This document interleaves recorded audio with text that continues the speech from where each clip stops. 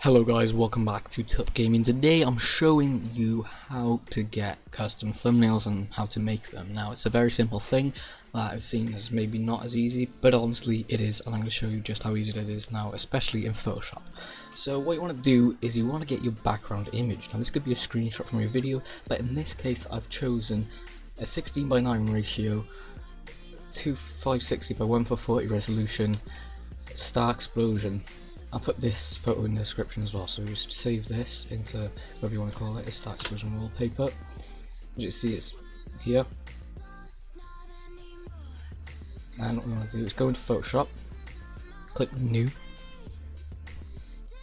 and you want to have it 1280 by 720. This is the HD definition. That is great for thumbnails. I personally think it's the best. And I'd put it on 8-bit, as you don't really need many, high dynamic range in the colors. And then you'll click create. Now if you might have a black or white background, but in this case I like to leave it transparent. Either way, all you have to do is unlock the layer by just clicking on the lock, as it's usually locked like that, and then you have it unlocked.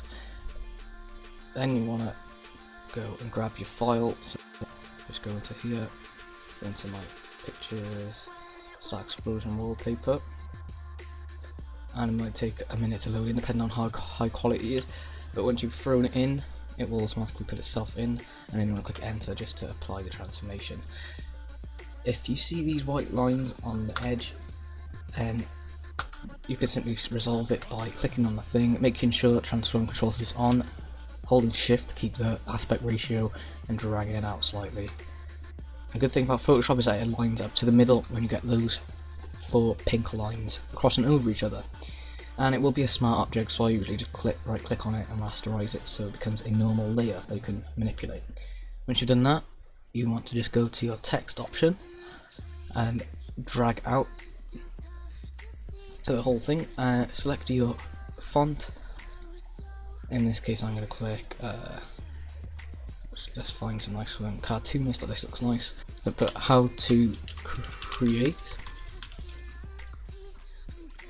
and then what you want to do is right click on the layer, go to your blending options, and now you can manipulate the text. Bevel emboss gives it obviously a bevel of an emboss. Contour is sort of like around the edges, which I usually leave that, but in this case it looks quite nice, so I'll leave it on. Stroke is like the outline of the text, and there's lots of different gradients you can use, like the rainbow. This one is, but I like to keep it simple, so I usually just put it as a solid colour, like white or black, depending on what the background is like. In this case we'll just keep it as something green, that's quite bright. And you can also change the size of it too. We want to keep it quite small, so 3 is big enough. Gradient overlay is inside of the text, so you can have all of these gradients, rainbow, whatever you want to do. For now we'll just keep it as something simple, so go on the default black and white one, click on the boxes, and then change colour. So what colour goes good with green? I think blue goes good with green. So you can have like a dark blue at the top and a light one at the bottom, and it really does give it a nice effect on there. The outer glow really usually is just white, and I like to keep it white too.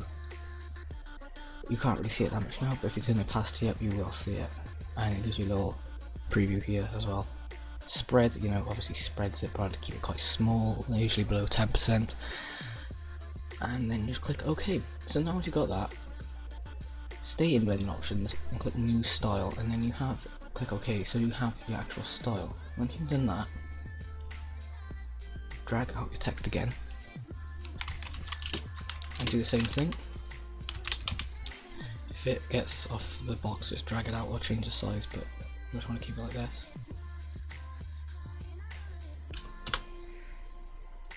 Drag it out to the right size, there you go, and then we're going to make this bigger.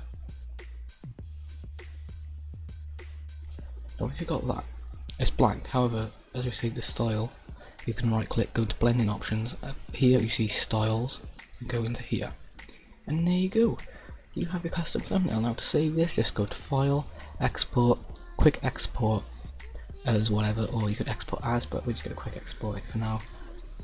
Then go to wherever your thumbnails folder is.